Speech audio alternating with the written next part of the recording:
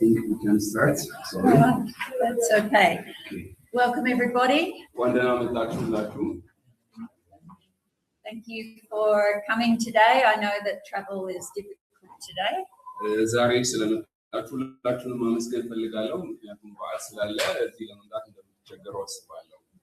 So we'll be looking at the story of Christian doctrine.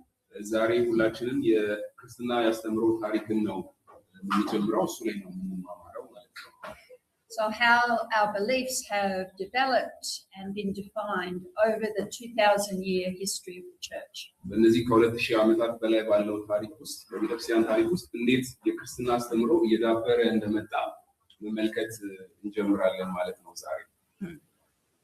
So these are the learning outcomes for the course, which means what you need to be able to do after completing the course.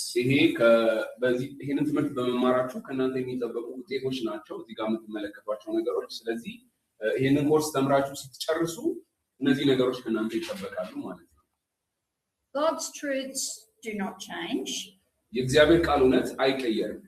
but our understanding of them and our application of them do develop over time.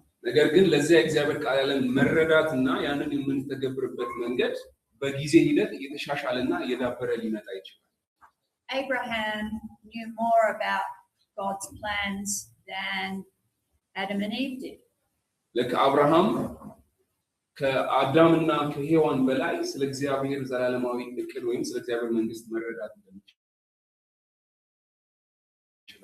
David knew more about God's plans than Abraham did. And with Jesus, we see the fulfillment of all that the Old Testament pointed to.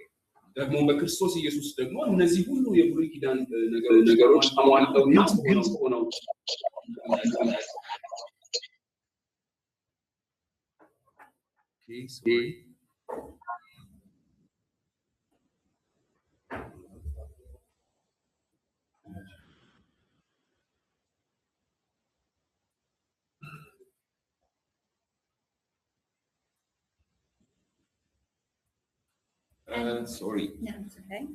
ማይክ ከፈታችሁ ካላችሁ ኦንላይን ላይ ያላችሁ ብትዘጉልን አንድ ጊዜ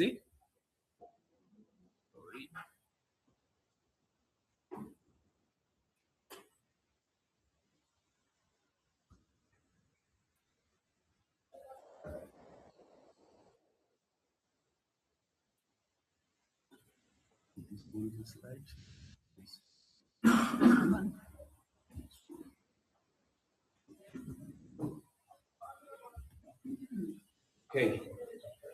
And with God's complete revelation in Jesus, the church still had much to think about and learn and adapt to. Very long. With God's complete revelation in Jesus, the church still had much to think about and adapt to.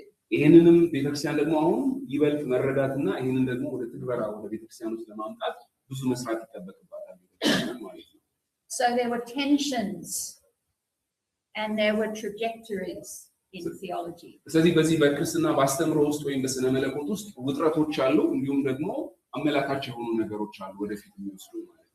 So our first learning outcome is to trace the tensions and trajectories of doctrinal understanding.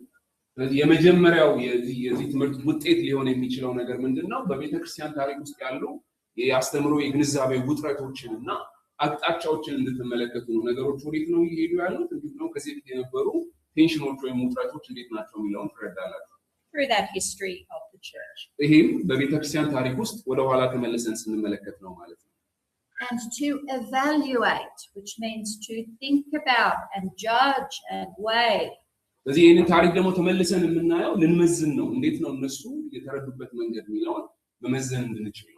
To evaluate the development of the major doctrinal traditions.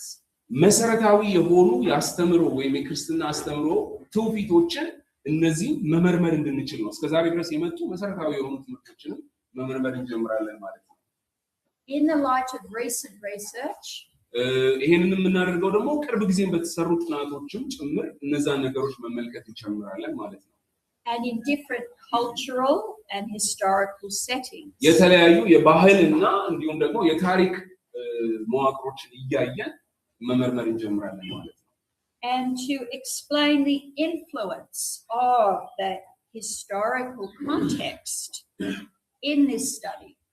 ስለዚህ በዚህ ጥናት ውስጥም ደግሞ ይሄ የታሪክ አውድ በራሱ ያለውን ተጽዕኖ በደንብ መረዳት ትችላላችሁ። ታሪኮች በራሳቸው ተጽዕኖ ስላላቸው ማለት ነው። Including the need to understand different theological perspectives. እነዚህም ደግሞ እነሱ የተረዱበትንም ደግሞ አሁንም ያለውን የተለያዩ የሥነ መለኮት የመረዳት ልዩነቶችን መገንዘብ ትችላላችሁ። And to translate those historical formulations of doctrines for today. እነዛንም የተለያዩ የታሪክ እንትኖችን ትምህርቶችንም ወደ ዛሬው ተርጉመን እንድናመጣው እንሞክራለን ማለት ነው። So let us pray to help God, to ask God to help us to do this. እግዚአብሔር ደግሞ ይሄንን ነገር እንድናደርግ እንዲረዳን እንጸልያለን ማለት ነው። ሁላችንም እንጸልይ። Heavenly Father, thank you for the history of your church. እግዚአብሔር ሆይ በቤተክርስቲያኑ ስላለው ታሪክ ሁሉ እናመሰግናለን። Thank you for the revelation of your truth through Jesus Christ in your word. ኢየሱስም ደግሞ በቃልህም ለገለጥክልን እውነት ደግሞ እናመሰግናለን። Please open our hearts and minds to understand these things. እነዚህ ነገሮች መረዳት እንድንችል ልባችንን ክፈትልን። That we may better serve you. በደንብ እንድናገለግልህም to your glory. ለአንተም ክብር እንድንቆም። Amen. Amen. Good. So this is our schedule. ይሄኛው የክላሱ ስኬጁል ነው። አሁን ፕሪንት አድርጎ ያመጣላችኋል፣ ለሁላችሁም ይሰጣችኋል። ቴሌግራም ላይ ፖስት። Okay, we may have to adapt slightly, but this is the plan. የተወሰነ ማስተካከያዎች ሊኖሩ ይችላሉ፣ ግን በዋናነት እቅዳችን ይሄ ነው የሚሆነው ማለት ነው በዚህ 4 ሳምንት ቆይታችን ውስጥ። Okay, so note that in week 2 we meet on a Sunday. አንድ ማስታወስ ያለብን ነገር በሁለተኛው ሳምንት እሁድ ነው ሊሆን የሚችለው። እሱ ከእናንተ ጋር እንነጋገራለን ብለናል። ምክንያቱም ቅዳሜ ዕለት ኮንፈረንስ አይደለም የሚሆነው። ስለዚህ አንድ ሳምንት እሁድ ቤተክርስቲያን ተቀጥቶ ማለት ነው። አትገፈቱ። አንድ ሳምንት እሁድ ለሁሉም እንነግራለን። እዚህ ቅዳሜ ኮንፈረንሱን ተካፍለን ከዛ እሁድ ዕለት ቀኑን ሙሉ እሷ ታስተምራለች። ምክንያቱም ያላት ስኬጁል ታይት ነው። ቀኗ ቅዳሜ ሲደርስ አራተኛ ሳምንት ላይ ፍላይት ስኬጁል ስላላት ጥላ ስለምትሄድ ማራዘም አንችልም። ስለዚህ ያንን ቶለሬት አድርጉና እሁድን ከወዲሁ ሳክሪፋይስ ለማድረግ ይገባል ሳምንት ማለት ነው። Note also that there are some tests during the course. ሌላው ተጨማሪ ነገር ደግሞ በዚህ ኮርስ ሂደት ውስጥ ፈተናዎች አሉ ማለት ነው። ፈተናዎች ይሰጣሉ። And Mezganu will supervise those. እነዚህ ፈተናዎች ደግሞ ምስጋኑ ያንን ሱፐርቫይዝ ያደርጋቸው ይረዳቸዋል። Which means you need to revise as you go to prepare for those tests. ስለዚህ ለነዚህ ፈተናዎች ደግሞ በዚህ ሂደት ውስጥም እንድትዘጋጁ ከኔ ጋር ዲስከሽን ጊዜዎች ይኖራችኋል። እሷ የምትሰጠንን ፈተና ነው። ቀጥታ እዚህ በአካል ያላችሁ በአካል ትፈተናላችሁ፣ ኦንላይን ያላችሁ ደግሞ ሲስተሙን ቀስ ብለን እናወራለን ማለት ነው እንዴት እንደምትፈተኑ። You will need to have access to the reader. የኮርስ ሪደር አለ። ሪደር ማለት የጥንታዊ ቅጆችና ጥናታዊ ጽሑፎች አንድ ላይ ተደርጎ የተዘጋጀ ነው። ትራንስሌት ተደርጎ አልቋል። ስለዚህ ሬጅስትራል እየሄዳችሁ ነው የምትወስዱት ማለት ነው። ይሄ ሪደር እሷ ኮርሱን እያስተማረች በመሃል ይህንን ጥናታዊ ጽሑፍና ምርጫችሁ እዛ ቦታ ላይ ታነባላችሁ። የኮርስ ኖቱ ግን ትራንስሌት ሆኖ ስላላለቀ እሱን እንሰጣችኋለን። So we will refer to this during the course. ይሄ በክላሱ መሃል ላይ እነዚህን ጥናታዊ ጽሑፎችና የድሮ ቅጂዎችን ወደ ኋላ እየሄድን እናጠናለን ማለት ነው። And you will have copies of the slides in Amharic. የትምህርቱን ስላይድ ደግሞ ፕሬዘንቴሽኑን ሁላችሁም ይኖራችሁ ይገባል። ስለዚህ ግሩፕ ላይ ፖስት እናደርጋለን። You can take notes on እና ደግሞ ማስታወሻ መውሰድ አለባችሁ። ሌላው ኖቱን ደግሞ እንሰጣችኋለን ማለት ነው ታስተምሩበት። Okay, so assessment. ምዘናዎቹ ምንድነው የሚሆኑት የሚለውን እዚህ ላይ አለላችሁ ማለት ነው። So there are 2 assignments. ሁለት አሳይመንት ነው የሚኖራችሁ። a research assignment, የመጀመሪያው የምርምር ስራ ነው የምትሰሩት ማለት ነው። which will have you examine some differences between Eastern Orthodox, Roman Catholic, and Protestant beliefs. ስለዚህ ይሄ የምርምር ስራችሁ 30% የሚይዘው ምንድነው የምትሰሩት? በምስራቅ ኦርቶዶክስ፣ በሮማ ካቶሊክ እና በፕሮቴስታንት ወይም ወንጌላውያን ቤተክርስቲያናት መካከል ያሉ ታሪካዊ ልዩነቶች ምንድናቸው የሚል ጥናታዊ ነው። ሁላችሁ የምትሰሩት 30% ማለት ነው። The second assignment is application. ሁለተኛው የተግባር ስራ ነው ወይንም application ስራ ነው የሚጻፍ። Choose one of the doctrines: baptism, sanctification, or church unity and purity. አንድ ከቤተክርስቲያናችሁ ያለውን አንድ አስተምሮ ትመርጣላችሁ። የራሳችሁን ቤተክርስቲያን ዲፋይን ታደርጋላችሁ። ግን ከጥምቀት ከቅድስና ወይም ደግሞ የቤተክርስቲያን አንድነትና ንጽህና ከሚለው ርዕስ መካከል አንዱን ትመርጣላችሁ ማለት ነው። And trace the origins and development of it. ይሄ አሁን ቤተክርስቲያናችሁ ለምሳሌ ስለ ጥምቀት የምታስተምረው ትምህርት እንዴት ነው በታሪክ እየዳበረ የመጣው የሚለውን ወደ ኋላ ሄዳችሁ ጥናት ታደርጋላችሁ ማለት ነው። Relevant to your denomination, your faith tradition. ይሄም አሁን የወሰዳችሁት ርዕስ ለምሳሌ ስለ ጥምቀት ወይም ስለ ቅድስና ከጻፋችሁ ለእናንተ ባህል ወይም ለቤተክርስቲያኒቱ ካልቸር እና ትራዲሽን እንዲሁም ለአገልግሎታችሁ ምንድነው ጥቅሙ የሚለውን ሰራል። And engage biblically with it. ይሄንንም ደግሞ ከመጽሐፍ ቅዱስ እየጠቀሳችሁ ነው አርጊው የምታደርጉት ወይም የምታብራሩት ማለት ነው። መጽሐፍ ቅዱስ እየጠቀሳችሁ ያንን እያደረጋችሁ ነው። It's really important that we understand why we believe what we believe. ምክንያቱም ይሄን ምናምነው አሁን የምታምኑትን ነገር ለምን እንደምታምኑት መረዳታችሁ በጣም ጠቃሚ ነገር ስለሆነ That's why we study the history of doctrine. ይሄንንም ኮርስ ደግሞ የምናጠናበት ዋናው ምክንያት ለዚህ ስለሆነ ነው ማለት ነው። Then there are 3 tests. ሶስት ፈተናዎች ይኖራሉ።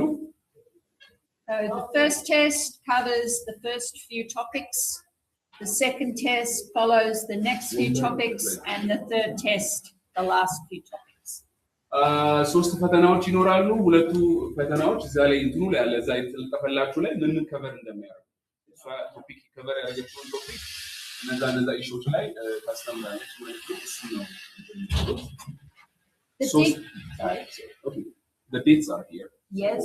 እነዚህ ቀናቶቹንም ደግሞ እዛ ላይ ተገልጾላችኋል። ቀኑን አሁን ስፔሲፊካሊ አስተካክለን እንላችኋለን። 2703 የሚለው እሷ በሰጠችን ቀን ነው። 2703 ማለት ማርች 27 And the details are in the introduction. Sorry, I was asking if this room is enough. We decided it's a nicer room.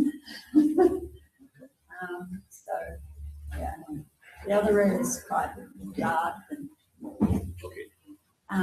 We can maybe bring in. Yeah, we can bring some chairs. Yes.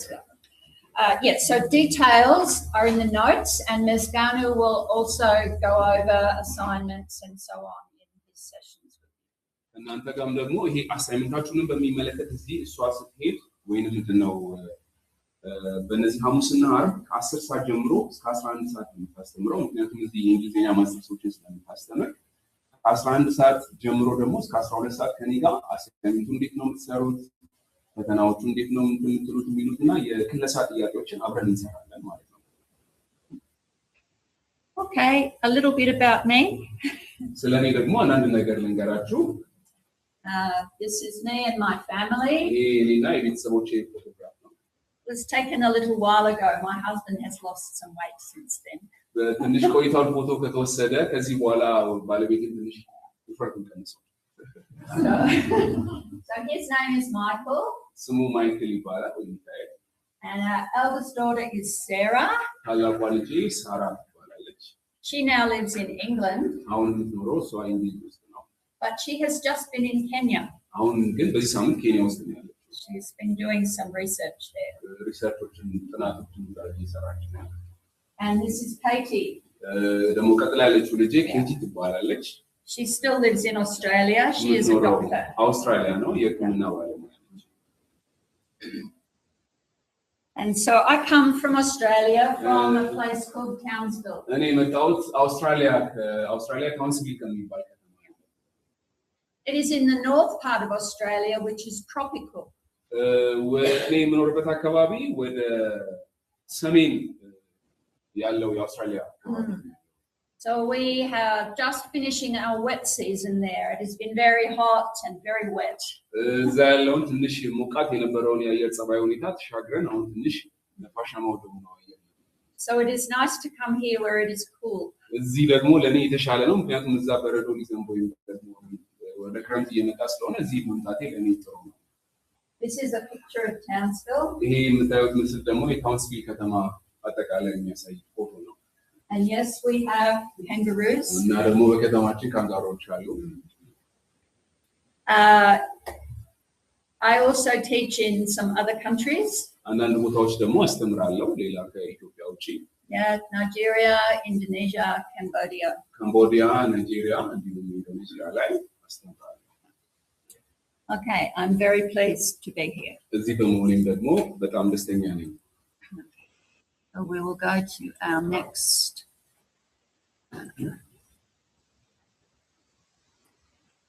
Oops.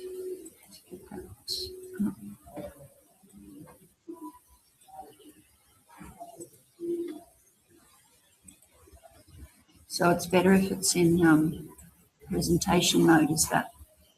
Yeah, Because you can see that. Yeah, that's fine. Okay.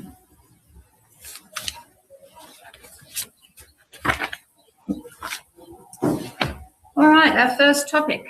እሺ የመጀመሪያውን ርዕሳችንን እንጀምራለን አሁን የመጀመሪያው ቶፒካችን የታሪካዊ ክርስትና አስተምሮ የመጀመሪያውን Yeah. So an introduction or overview of historical theology. ስለዚህ ይሄ የመጀመሪያው የሚሆነን ትውውቅ ነው የሚሆነው እንዴት ይሄ የታሪካዊ ስነ መለኮት እድገት እንዴት እንደመጣ እንመለከታለን ማለት ነው We will discuss how and why doctrine develops.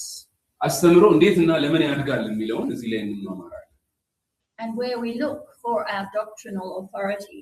ደግሞ የሚያስተምሩ ስልጣን ወይንም ደግሞ የዶክትሪን ወይም የትምህርት ስልጣን ያለው የት ነው የሚለውን እናያለን And our methods for examining the development of doctrine. ይሄንንም ያስተምሩ እድገት ደግሞ የምንመዝንባቸውን መንገዶች እንማማራለን ማለት ነው And then we will look at the big picture, an overview of doctrinal history. አጠቃላይ ያለውን ትልቁን ምስል ደግሞ ያስተምሩን ታሪክ አጠቃላይ ምስል አንድ ላይ እንመለከታለን ጠቅላላ ምስሉ ማለት ነው So for the online students, በዚህ ኦንላይን ላይ ለምትገኙ ተማሪዎች ደግሞ we will send you photographs of the timeline that we have on the wall here. በዚህ ላሉ ተማሪዎች የለጠፍንላቸው የጊዜ ሰሌዳ አለ ያስተምሩን አጠቃላይ ታሪክ እይታ የሚሰጠን እሱ በየጊዜው ስንለጥፍ ፎቶ እያነሳን እንልክላችኋለን ማለት ነው You might like to make your own timeline. That is a good way to revise. እናንተ ደግሞ ለራሳችሁ የራሳችሁን ታይምላይን መስራት ትችላላችሁ ያ የተሻለ ስለሆነ All right, we need to have some definitions. አንዳንድ ፍቺዎችን እንመለከታለን So first of all, what do we mean by doctrine? መጀመሪያ የምንመለከተው ዶክትሪን ወይም አስተምሮ ማለት ምን ማለት ነው የሚለው ነው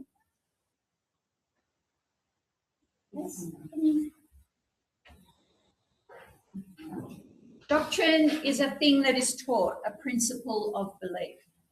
አስተምሮ የምንማረው ወይም የእምነት መመሪያ ወይም መርህ የምንለው ነገር ነው And the word in English comes from the Latin. ይሄ የእንግሊዘኛው አስተምሮ ዶክትሪን የሚለው ቃል የመጣው ከላቲን ነው ምንጩ Docere, to teach. ዶሴሬ ወይም ደግሞ ማስተማር ከሚለው ቃል የመጣ ነው ዶክትሪን የሚለው So doctrine is a belief or set of beliefs held and taught by a church, political party, or other group. ስለዚህ አጠቃላይ ትርጉሙ አስተምህሮ ወይም ዶክትሪን ማለት በአንድ ቤተክርስቲያን የፖለቲካ ፓርቲ ወይም ሌላ ቡድን ዘንድ የሚታመንና የሚሰጥ የእምነት ስብስብ ወይም መመሪያ ነው አስተምህሮ ነው ማለት ነው በቡድኖች ሊሆን ይችላል በቤተክርስቲያን ሊሆን ይችላል ወይም ደግሞ በፖለቲካ ፓርቲዎች ሊሆን ይችላል ማለት ነው Theology is the science of God. ሁለተኛ የምንመለከተው ቲዮሎጂ ወይም ስነ መለኮት ወይም ነገረ መለኮት የሚለውን ቃል ነው The study of God. ይሄ ነገረ መለኮት ማለት ደግሞ ስለ እግዚአብሔር የሚያጠና ሳይንስ ነው ወይም ዕውቀት ነው So in English we have biology, the study of life. በእንግሊዘኛ ባዮሎጂ የምንለው አለ ወይም የህይወት ሳይንስ ወይም ደግሞ ስለ ህይወት የሚያጠና ሳይንስ ማለት ነው። Geology, the study of the earth. ጂኦሎጂ ማለት ደግሞ ስለ መሬት ወይም የከርሰ ምድር ምርምር ማለት ነው ወይ ጥናት ማለት ነው። So theology is the study of God from theos, Greek for God. ቴዎሎጂ የሚለው የቃሉ መነሻ ቴዎስ ከሚለው እግዚአብሔር ከሚለው ቃልና and logos meaning a word, a study, a discourse. ሎጎስ ከሚለው ንግግር ወይም ጥናት ከሚሉ የግሪክ ቃላት የመጣ ነው ማለት ነው። So theology is the study of the nature of God and religious belief. ስለዚህ ቴዎሎጂ ማለት ስለ እግዚአብሔር የሚያጠና ወይም ስለ እምነት የሚያጠና ነው። አጠቃላይ ትርጉሙ እዚህ ላይ እንዳለላችሁ ስለ እግዚአብሔር ባህሪ እና ስለ ሃይማኖታዊ እምነት የሚያጠና ሃይማኖታዊ እምነቶችንና ንድፈ ሐሳቦችን በስርዓት ሲቀረጹ የሚኖራቸውን ነገር የሚያጠና ጥናት ነው ማለት ነው ቴዎሎጂ። In a systematic way. ይሄም በስርዓታዊ በሆነ መንገድ ነው ይሄንን የሚያጠናው ማለት ነው። Revelation means to reveal or disclose. መገለጥ ማለት ደግሞ ወይም revelation ማለት መክፈት ወይም መግለጥ ማለት ነው። And in Christianity, it means the revealing or disclosure of divine and sacred realities. ይሄ ደግሞ በክርስትና እምነት ቅዱስ የሆኑ እውነቶችን ወይም ደግሞ የእግዚአብሔርን መገለጦችን መግለጥ ወይም ማብራራት ማለት ነው revelation. God's purposes for humanity. እግዚአብሔርን ለሰው ልጆች ያለውን ዓላማ መግለጥ መቻል ማለት ነው መገለጥ ማለት። We humans can only understand God to the extent he reveals himself to us. እኛ የሰው ልጆች እግዚአብሔርን መረዳት የምንችለው እግዚአብሔር ራሱን በገለጠበት ልክ ነው መረዳት የምንችለው። Without God's revelation of himself, እግዚአብሔር ራሱን ከኛ ካልገለጠ we would have no knowledge of God. ምንም የእግዚአብሔር መረዳት ወይም መገለጥ አይኖረንም ማለት ነው። No theology. ስለዚህ ስነ መለኮት ወይም ነገረ መለኮት የሚባል ነገር የለም ማለት ነው። So our English word revelation comes from the Latin revelare. ይሄ የእንግሊዘኛው revelation የሚለው ወይም መገለጥ የሚለው ቃል እንግሊዘኛው revelation ነው የሚለው ቃሉ የመጣው ከላቲን ነው። revelare ከሚለው የላቲን ቃል ነው የመጣው እንግሊዘኛው። Yeah. In Greek the word is apocalypsis. በግሪኩ ቃሉ አፖካሊፕሲስ ነው የሚባለው ወይም አፖቀለምሲስ የሚለው ማለት ነው። So the book of Revelation is Jesus' revelation to John. ይሄኛው የራእይ መጽሐፍ አሁን ኢየሱስ ክርስቶስ ለዮሐንስ የገለጠው መገለጥ ነው የራእይ መጽሐፍ። Sometimes called the apocalypse. አንዳንድ ጊዜ አፖቀለምሲስ ወይም አፖካሊፕሲስ በመባል ይታወቃል የራእይ መጽሐፍ። Literally apocalypse means unveiling. ስለዚህ ቃሉ ጥሬው ቃሉ አፖቀለምሲስ ማለት ተሸፍኖ ያለን ነገር መግለጥ ማለት ነው። So that is how we should think of God's revelation, something that he unveils or reveals to us. ስለዚህ ይሄ አፖቀለምሲስ ወይም revelation ወይም መገለጥ የሚለውን ነገር ስታስቡ እግዚአብሔር የሆነ የተደበቀን ነገር ገልጦ ያሳያችሁ እንደሆነ መረዳት አለባችሁ ማለት ነው። So revelation is God's truth, his communication to us. መገለጥ ማለት ደግሞ የእግዚአብሔር ለኛ የሰጠን ከኛ ጋር የተግባባበት መንገድ ነው። እግዚአብሔር ራሱን ለኛ የገለጠበት መንገድ ነው።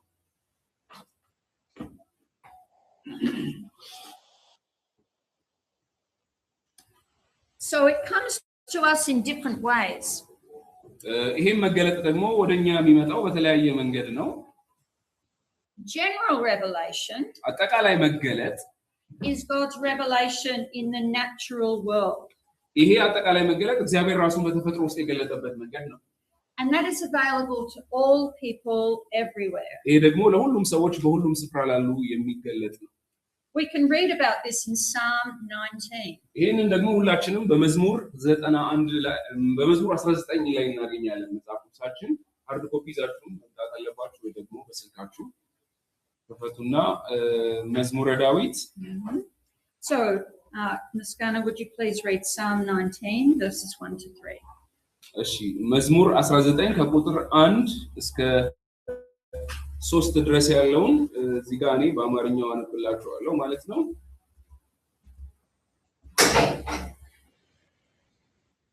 ከቁጥር 1 ላይ ሰማያት እግዚአብሔርን ክብር ይናገራሉ፣ የሰማይም ጠፈር የእጁን ሥራ ያውጃል። አንዱም ቀን ለሌላው ቀን ያንኑ መልእክት ያስተላልፋል፣ አንዱም ሌሊት ለሌላው ሌሊት ዕውቀቱን ያካፍላል። ንግግር ወይም ቃላት የላቸውም ድምጻቸውም አይሰማም And Romans 1 verses 19 to 20 ሮሜ ምዕራፍ 1 ከቁጥር 19 እስከ 20 ያለውን ደግሞ እንከፍታለን ማለት ነው ሮሜ ምዕራፍ 1 ከቁጥር 19 ድረስ ያለውን እናያለን verse 19 only actually read verse 18 to 20 okay ከ18 እስከ 20 ያለውን አነባለሁ ሰዎች በክፋታቸው እውነት እንዳይታወቅ ያደርጋሉ እግዚአብሔርንም ባለመፍራታቸውና በክፋታቸው ምክንያት በሁሉም ላይ የእግዚአብሔር ቁጣ ከሰማይ ይገለጣል የሚቀጣቸውም ስለ እግዚአብሔር ማወቅ የሚገባቸውን እግዚአብሔር ራሱ ገልጦላቸው ያውቁ ስለነበር ነው ዓለም ከተፈጠረ ጀምሮ ለሰዎች የማይታየው የእግዚአብሔር ባህሪ የውም የዘላለም ኃይሉና አምላክነቱ እርሱ በፈጠራቸው ነገሮች አማካኝነት ግልጽ ሆኖ ስለታየ ሰዎች ለሚያጠፉት ጥፋት ምክንያት የላቸውም So Paul says there is no excuse for not knowing there is a God. ጳውሎስ ይህንን እንደዚህ ነው የሚለው እግዚአብሔርን ላለማወቅ ምንም ምክንያት የላችሁም ነው የሚለው But God's general revelation in creation is limited. ነገር ግን ይሄ የእግዚአብሔር አጠቃላይ መገለጥ በተፈጥሮ ውስጥ የተገለጠው ውስን ነው ወይም የተገደበ ነው It tells us that he is powerful. ይሄም የሚነግረን እግዚአብሔር ኃይለኛ እንደሆነ and he has a sense of beauty እንዲሁም ደግሞ እግዚአብሔር የውበትን መረዳት የሚችል ወይም የውበት ይዘት እንዳለው and order እንዲሁም ደግሞ order everything is ordered okay ነገሮችን በስርዓት ደግሞ ማድረግ የሚችል ነው and perhaps that God has a sense of humor because some of his creations are funny እንዲሁም ደግሞ እግዚአብሔር እንዲሁም ተጫዋች እንደሆነና ምክንያቱም አንዳንድ የፈጠራቸው ነገሮች የሚያስቁን ስለሆነ And that is designed to make people seek God further. ይሄ ነገር በራሱ ሰዎች ወደፊት ሄደው እግዚአብሔር እንዲፈልጉ የሚያደርግ ነው ፍጥረት በራሱ General revelation is not enough for salvation. አጠቃላይ መገለጥ ለድነታችን በቂ አይደለም For salvation we need a more complete revelation. ለድነታችን የተሟላ መገለጥ ያስፈልገናል ሙሉ የሆነ መረዳት ማለት ነው And that comes through his word and most fully through Jesus. ይሄም ደግሞ የሚመጣው በቃል ውስጥና በዋናነትም በልጁ በክርስቶስ ኢየሱስ ነው Hebrews 1 verses 1 to 2. ዕብራውያን ምዕራፍ 1 ከቁጥር 1 እስከ 2 ያለውን መጽሐፍ ቅዱሳችን ላይ እናነባለን እኔ ማነብላችሁ ትርጉም አዲሱ መደበኛ የሚባለው ነው እግዚአብሔር በቀድሞ ዘመናት በተለያዩ መንገዶች በነቢያት አማካኝነት ለአባቶቻችን ብዙ ጊዜ ተናግሮ ነበር አሁን ግን በእነዚህ በኋለኞቹ ዘመናት ሁሉን ነገር ወራሽ ባደረገው በልጁ አማካኝነት ለኛም ተናገረን ዓለምን ሁሉ የፈጠረው በእርሱ ነው So God has given us his written word እግዚአብሔር የተጻፈውን ቃሉን ሰጥቶናል and his living eternal word his son ዘላለማዊ የሆነውን እውነተኛውን ቃል ልጁን ሰጥቶናል ማለት ነው 2 Timothy 3 verses 16 to 17 ሁለተኛ ጢሞቴዎስ 2 Timothy 3 ሁለተኛ ጢሞቴዎስ ምዕራፍ 3 16 to 17 ሁለተኛ ጢሞቴዎስ ምዕራፍ 3 ከ16 እስከ 17 ያለውን አነብላችኋለሁ ቅዱስ መጽሐፍ በሙሉ በእግዚአብሔር መንፈስ መሪነት የተጻፈ ነው እርሱ እውነትን ለማስተማር የተሳሳቱትን ለመገሰጽ ስህተትን ለማረም ለትክክለኛ ኑሮ የሚበጀውን መመሪያ ለመስጠት ይጠቅማል ይላል And 2 Peter 1 ሁለተኛ 20 to ጴጥሮስ 21 ሁለተኛ ጴጥሮስ 1 2 Peter 1 20 to 21 20 እና 21 ላይ ያለውን አነብላችኋለሁ ከሁሉ በፊት ማስተዋል የሚገባችሁ በቅዱስ መጽሐፍ የሚገኘው ማንኛውንም ትንቢት ማንም ሰው በራሱ ግላዊ አስተሳሰብ ሊተረጉመው የማይችል መሆኑን ነው ማንኛውም ትንቢት በሰው ፈቃድ ከቶ አልመጣም ነገር ግን ትንቢት በመንፈስ ቅዱስ የተመሩ ሰዎች ከእግዚአብሔር ተቀብለው የተናገሩት ነው So that is how God reveals saving knowledge ይሄ እግዚአብሔር እንዴት የድነትን ዕውቀት እንደሚገልጥ ነው የሚያሳየን ወይንም ለድነት የሚያስፈልገው መገለጥ እንደሚገልጥ His revelation has been progressive ይሄም የድነት መገለጥ ደግሞ ሂደታዊ ነው እየጨመረ የመጣ ነው ማለት ነው a gradual unveiling እየጨመረ ወይም በጊዜ ሂደት እየተገለጠ የመጣ ነገር ነው through what we call salvation history ይሄንንም ደግሞ የድነት ታሪክ ወይንም የነገረ ድነት ታሪክ ውስጥ የምታጠኑት ነው ማለት ነው So David knew more than Abraham who knew more than Adam and Eve ዳዊት ከአብርሃም የተሻለ ያውቃል አብርሃም ደግሞ ከአዳምና ከሔዋን የተሻለ ስለ እግዚአብሔር ያውቃል and we now know we have been given everything needed for salvation እኛ ደግሞ ከነሱ በተሻለ ለድህነት የሚያስፈልገው መገለጥ በሙሉ ተሰጥቶናል ስለዚህ የተሻለ እናውቃለን ማለት ነው through God's final and complete revelation in Jesus Christ ይሄም በመጨረሻው የእግዚአብሔር መገለጥ በልጁ በኢየሱስ ክርስቶስ በኩል ገልጦታል ማለት ነው so this is a progressive revelation ይሄ ሂደታዊ የሆነውን መገለጥ ነው የሚያሳየን ወይም ደረጃ በደረጃ የሚጨምር መገለጥ እንዳለ ነው የሚያሳየን Galatians 4 verse 4 tells us that God sent his son when the time had fully come ገላትያ ምዕራፍ 4 ከቁጥር 4 ላይ እግዚአብሔር ቃል የሚነግረን እግዚአብሔር ልጁን ኢየሱስ ክርስቶስን በወሰነው ሰዓት ወይም በትክክለኛው ሰዓት ላከው ብሎ ይነግረናል We have glimpses of Christ throughout the Old Testament ስለ ኢየሱስ ክርስቶስ በጨረፍታ ልንመለከት እንችላለን በዚህ በብሉይ ኪዳን መጽሐፍ ውስጥ ማለት ነው The promise to Eve that she would have a son who would crush the head of the serpent እግዚአብሔር ለሔዋን የተናገራት ትንቢት ከሴቲቱ የሚወለድ እርሱ ራስን ይቀጠቅጣል የተባለው የእባቡን ራስን ይቀጠቅጣል ማለት ነው The coming eternal king promised to David ለዳዊትም የተገባለት ዘላለማዊ ንግስና ወይም ዘላለማዊ ንጉስ የሚለው ኢየሱስን የሚያሳይ ነው Abraham a blessing to all nations through his descendant አብርሃም በዘርህ ደግሞ የምድር ነገዶች ሁሉ ይባረካሉ የሚለው እውነታ የመጣው በክርስቶስ ኢየሱስ ነው The suffering servant in Isaiah 53 ኢሳይያስ 53 ላይ የምናገኘው ስቅዩ መሲህ ወይም ይሄ የሚሰቃየው ወይም መከራ የተቀበለውን መሲህ እናያለን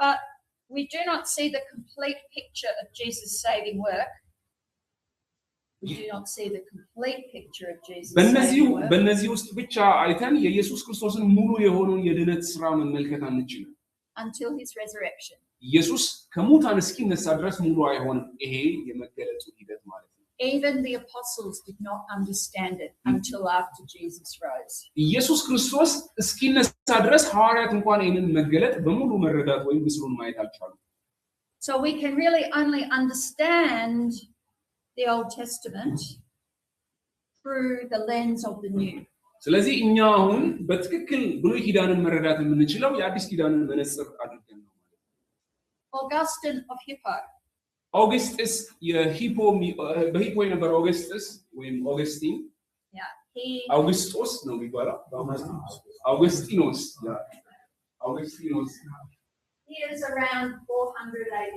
በአራት መቶ ዓመተ ምህረት አካባቢ የነበረ ሰው ነው ኢየሱስ ትንሣኤ በኋላ ማለት ነው He said the new is in the old concealed እሱ ምንድነው ያለው አዲሱ በአሮጌ ውስጥ ተደብቋል ብሎ ነው ያለው And in the new, the old revealed. በአዲሱ ውስጥ ደግሞ ማለት በባረጀው ውስጥ ወይ በብሉይ ውስጥ አዲሱ ተደብቋል በአዲሱ ውስጥ ደግሞ ብሉዩ ተብራርቷል ወይ ተገልጧል ብሎ ነው የሚለው So revelation is God's truth imparted to us. ስለዚህ መገለጥ ማለት ለኛ የመጣ የእግዚአብሔር እውነት ማለት ነው But that is not the same as theology. ይሄ ነገር ግን ማለት ነገረ መለኮት ማለት አይደለም መገለጥ ማለት ነገረ መለኮት ማለት አይደለም Theology is the human thinking and expression of those truths. ስለዚህ ነገረ መለኮት ማለት እነዚህ የተገለጡልንን መገለጦች በእኛ ሰዋዊ መረዳት ማብራራት መቻል ማለት ነው ነገረ መለኮት ወይ And their application. ይሄንንም ደግሞ እንዴት ነው ወደ ተግባር የምናወርደው የሚለውን የሚያብራራልን ነው ነገረ መለኮት What do we do with these truths God has given us? እግዚአብሔር በሰጠን በዚህ እውነት ምንድነው የምናደርገው የሚለውን የሚያብራራልን ነገረ መለኮት ነው How do they affect our belief and our life? ይሄም ደግሞ ያለንን እምነት ህይወታችንንም እንዴት ነው ተጽዕኖ የሚያደርገው How do we teach them? How do we understand them? እንዴት ነው የምንረዳቸው እንዴት ነው ለሌሎችስ የምናስተምረው That is doctrine. ይሄ ደግሞ አስተምህሮ ነው የሚባለው ወይም ዶክትሪን ነው የሚባለው Doctrine is the principles and truths of revelation expressed as teaching. መገለጥ ወይም አስተምህሮ ማለት the principles expressed as teaching. According to our theological understanding of what God has revealed. እግዚአብሔር በሰጠን የነገረ መለኮት መገለጥ መሰረት የምናደራጀው አስተምህሮ ነው ወይም ዶክትሪን ነው የሚባለው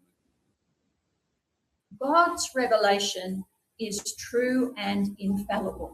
የእግዚአብሔር እውነት ወይም የእግዚአብሔር መገለጥ እውነተኛም ነው ደግሞ infallible የማይጠፋ የማይሳሳት የሚለው ነው።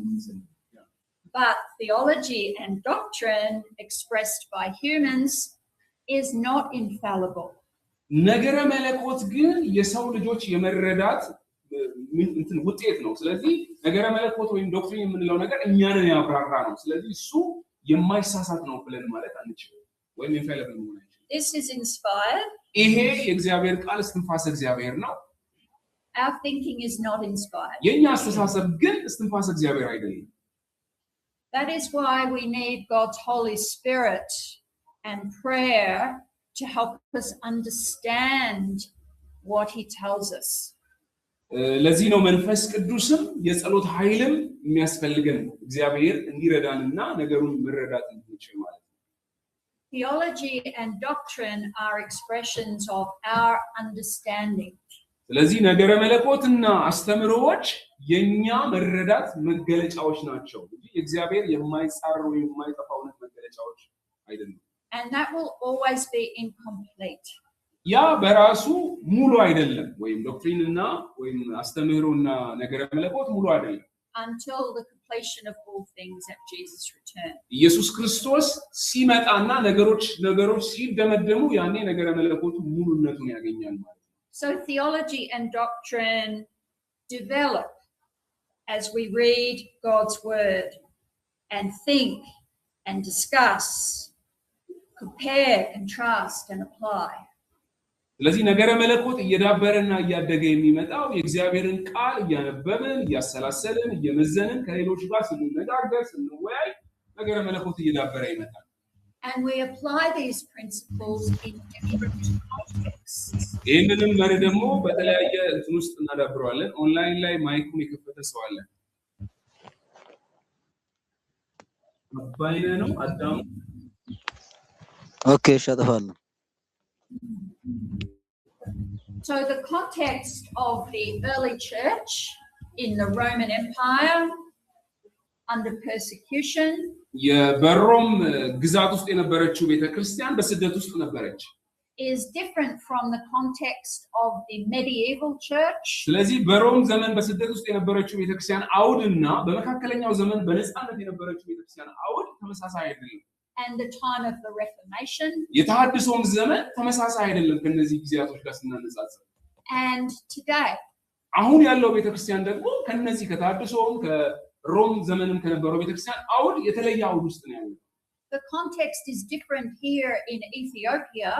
ሌላው ደግሞ በኢትዮጵያ ያለው አውድና than where I come from in Australia. እኔ ከመጣሁበት አውስትራሊያ ያለው አውድ የተለያየ አውድ ነው ሁላችንም ያለው። Some things are the same because we are all human beings. አንዳንድ ነገሮች ተመሳሳይ ናቸው ሁላችንም ሰዎች ስለሆነ። But our culture, ነገር ግን ባህላችን፣ our government, አስተዳደራችን all those things differ. እነዚህ ሁሉ ነገሮች ይለያያሉ። Therefore, our application of theology will have to be adapted. ስለዚህ ነገረ መለኮትን የምንተገብርበትን መንገድ ለኛ በሚመች አድርገን ማምጣት አለብን ትግበራው ላይ ስንመጣ ማለት ነው። Sometimes theology takes wrong turns. አንዳንድ ጊዜ ነገረ መለኮት የተሳሳቱ አቅጣጫዎች ወይም መታጠፊያዎች አሉት ታሪክን ስትመለከቱ። Throughout the 2000 years of በእነዚህ history, 2000 የቤተክርስቲያን ታሪክ ውስጥ ማለት ነው sometimes doctrines were believed and taught which turned out to be incomplete or wrong. አንዳንድ አስተምሮች ወይም ዶክትሪኖች በራሳቸው ቤተክርስቲያን ረጅም ጊዜ አምናባቸው ስታስተምርባቸው ነበሩ ነገር ግን በራሳቸው ሙሉ ያልነበሩና አንዳንዶቹም ስህተት ነበሩ። So our knowledge of God even today will be incomplete. ዛሬም እንኳን ቢሆን ለእግዚአብሔር ያለን መገለጥ መረዳት በራሱ ሙሉ አይደለም ወይም የተሟላ አይደለም። We must always be searching for truth. ሁሉ ጊዜ እውነትን ፈላጊዎች መሆን አለብን። God has given us everything we need for salvation in his scriptures. ለድህነት የሚያስፈልገንን በሙሉ እግዚአብሔር በቃል ውስጥ ሰጥቶናል። So we can be content with just affirming its truth. ይሄንን ነገር እውነት ነው እያለን ያጸናን ብቻ መቆየት በራሱ በቂ አይደለም ወይንም ያነበበን ብቻ መሄድ። But God has given us brains. እግዚአብሔር አእምሮ ሰጥቶናል። Curiosity. ስለዚህ መጠራጠር መጠየቅ መቻል አለብን። a hunger for deeper knowledge, ለጥልቅ ለሆነ መረዳት ረሃብ ሊኖረን ያስፈልጋል። deeper relationship with him. ከሱ ጋርም ጥብቅ የሆነ ግንኙነት ሊኖረን ያስፈልጋል። And so he has made scripture more complex than a simple statement of belief. ስለዚህ መጽሐፍ ቅዱስን እግዚአብሔር ልክ እንደ አንድ የእምነት መግለጫ ብቻ አይነት ቀላል አድርጎ ሳይሆን የተወሳሰበ ነገር እንዳለበት መረዳት አለባችሁ። The Bible is not just a list of things to believe. ማመን የሚገባን ነገሮች ዝርዝር አይደለም መጽሐፍ ቅዱስ ይሄን ማመን አለባችሁ የሚል ዝርዝር አይደለም። God's revelation comes as history, poetry, narrative. ይሄ እግዚአብሔር መገለጥ የመጣው በታሪክ መልክ ነው፣ በግጥም መልክ ነው፣ በትርክት መልክ ነው። ስለዚህ በተለያየ መልክ ነው የመጣው። Prophecy, teaching. በትንቢት በትምህርት መልክ ነው የመጣው። Discourse, reflection. ዲስኮርስ በውይይት አይነት መልኩ ዲያሎግ ያ በውይይት አይነት መልኩ እንዲሁ And has given us good and bad examples of human responses to him. እንዲሁም ደግሞ ሰው ልጆች ለሱ የሰጡትን ምላሾች ጥሩ ያልሆኑና ጥሩ የሆኑ ምላሾችን መጽሐፍ ቅዱስ ይዘው። Did you know there is some false teaching in here? እዚህ ውስጥ የስተት ትምህርት እንዳለ ታውቃላችሁ መጽሐፍ ቅዱስ ውስጥ? Job's 3 friends. የኢዮብ 3 ወዳጆች The book of Job, Job's 3 friends. የኢዮብ 3 ወዳጆች ላይ ኢዮብ መጽሐፍ ላይ የምናገኛቸው chapter after chapter after chapter of their ideas. ከምዕራፍ ወደ ምዕራፍ ከምዕራፍ ወደ ምዕራፍ የራሳቸውን ሐሳብ የተናገሩት። And God says they have not spoken what is right about me. እነዚህ ሰዎች የተናገሩት ነገር በሙሉ ስለኔ ትክክል አልተናገሩም ብሏል እግዚአብሔር። Their wrong ideas are preserved in here. እነዚህ ስህተት ሐሳቦች በመጽሐፍ ቅዱስ ተጠብቀው ቁጭ ብለዋል። በእያንዳንዱ ምዕራፍ ነው መጽሐፍ ላይ ታችሁ We're told they're wrong. ስህተት እንደሆኑ ተነግሮናል። But we are expected to think about why they are wrong. ለምን ግን ስህተት ሆኑ የሚለውን ደግሞ ማሰብ መቻል አለብን። Proverbs 25:2 says, "It is the glory of God to conceal things." ምሳሌ መጽሐፍ 22 25:2 25:2 ላይ ምሳሌ 25:2 ላይ ለእግዚአብሔር ነገርን መሰወር ክብሩ ነው ይላል። But the glory of kings is to search things out. የነገስታት ክብር ደግሞ ነገሮችን ፈልጎ ማውጣት ነው። Yeah. Isn't that what Hebron Nagast means? The glory of kings? Something like that. ክብረ ነገስት የነገስታት ክብር የሚለው ክብረ ነገስት የሚለውን ቃል But the real glory of kings is to study the Bible. ትክክለኛው ክብረ ነገስት ያለው መጽሐፍ ቅዱስን በማጥናት ነው ወይም የነገስታት ክብር ያለው ተወስዶ ነው። And in Acts 17 the Jews in Berea በሐዋርያት ሥራ ምዕራፍ 17 ላይ በቤሪያ ያሉ አይሁዶችን ተመለከታላችሁ። were commended for checking the scriptures to see if what Paul said was true. ጳውሎስ የተናገረው ነገር ልክ ነው አይደለም እያሉ ዕለት ይመረምሩ ነበር ይላል የቤሪያ ሰዎች። Paul did not mind them questioning his teaching by looking at the scriptures. ጳውሎስ ቅር አላለውም። እነዚህ ሰዎች መጽሐፍ ቅዱስን እያዩ ወይም ብሉይ ኪዳንን እያገላበጡ ጳውሎስ ልክ ነው አይደለም እያሉ እሱ መጠየቃቸው ጳውሎስ ቅር አላለውም። We should not be afraid to question our own understanding and teaching by looking at the scriptures. መጽሐፍ ቅዱስን በማየት የራሳችንን አስተሳሰብና ትምህርት ሁላ ለመጠየቅ መፍራት የለብንም። ስህተት ነው ልክ ነው ብለን ለመጠየቅ መፍራት የለብንም። God's truths do not change. የእግዚአብሔር እውነት አይቀየርም። But our understanding and application of them do. ነገር ግን የኛ ግንዛቤ እና ተገባበራችን ይለወጣል። We must pray መጸለይ ያለብን that our understanding develops according to his leading. በእርሱ ምሪት መሰረት አስተሳሰባችን እንዲያድግ መጸለይ ያለብን። By comparing scripture with scripture ቃሉን ከቃሉ ጋር በማነጻጸር and the action of the Holy Spirit in our hearts and minds. በልባችንም በአእምሮአችንም በመንፈስ ቅዱስ ኃይል አማካኝነት And use the tools he provides. እሱ የሰጠንንም ደግሞ መሳሪያዎች መጠቀም አለብን። Gifts such as new insights into the texts and the work of scholars. እንዲሁም ደግሞ እግዚአብሔር ተሰጥቶ የሰጣቸው ሰዎች አሉ። እንዲሁም ደግሞ የሥነ መለኮት ምሁራን አሉ። እነሱ የሚጽፉትን መጽሐፎች ማንበብ ማለት We learn from the past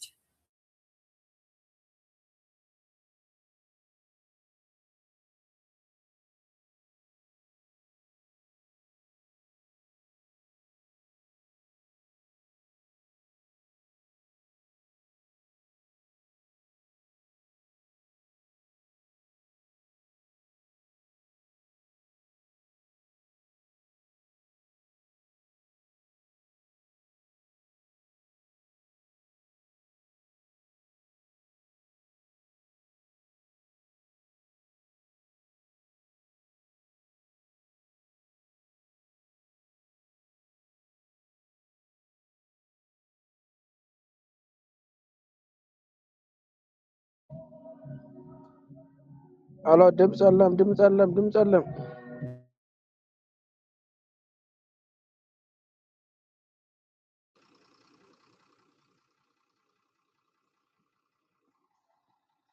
እየተሰማን አይደለም ሄሎ እየተሰማን አይደለም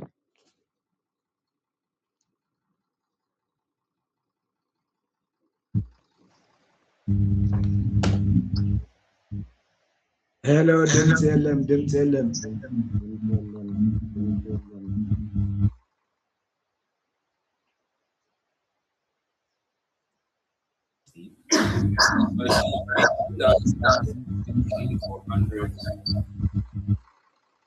Yeah. Please mute our phone.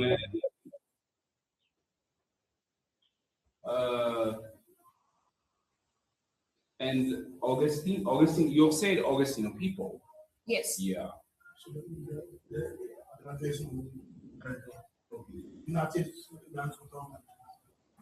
Augustine of Antioch is.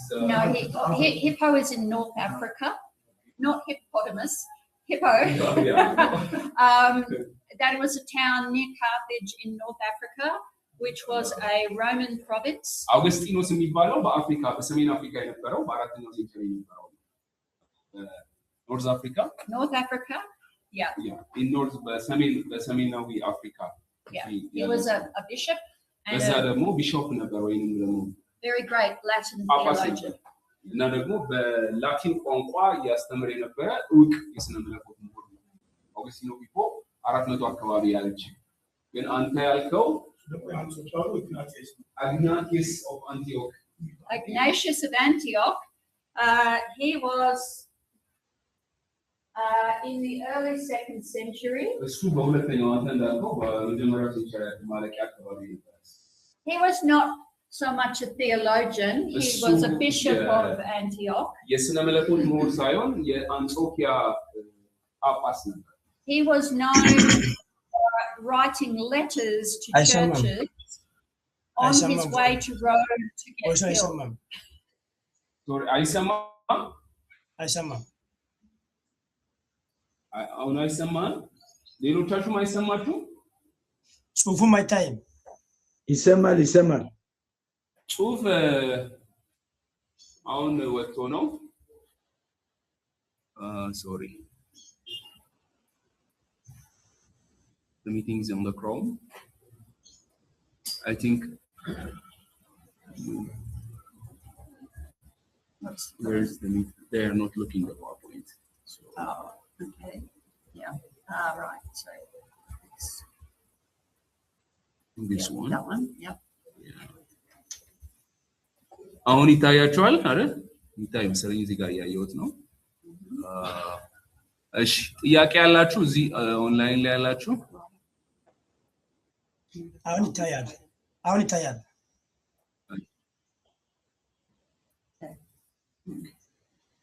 እሺ ጥያቄ ተመልሷል እሺ ሌላ ኦንላይን ላይ ጥያቄ ያላችሁ እሺ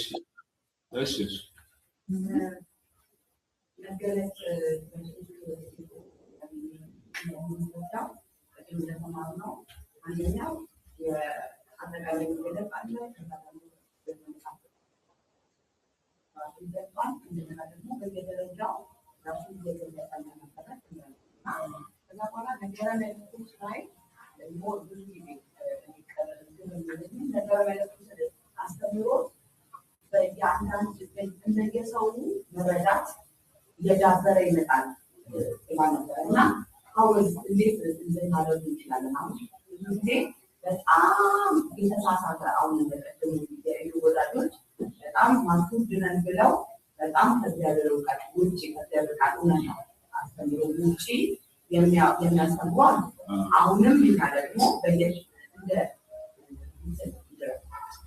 ብዙ ጊዜ ስለሆኑ እንታዊ ስለሆኑ እውነታ ነው ብለን ያልናቸው አሉ አሁን ወዲያ ያሳመታችን ላይ እናራቸው ስለዚህ ከእንደዚህ አይነት እንትኖች ጋር ፋይት ማድረግ እንዴት ነው ስቶሪ ሊሆን ይችላል አሁን ፐርፌክት የሆነ ይሄ ነው የነገር መለኮት መንገዱ ይሄ ነው ብለን የምንሄድበት አላ ደረጃ በደረጃ ነው ስለዚህ አንድ ሰው በጣም ፕሮፌሽናል ነው የነበረ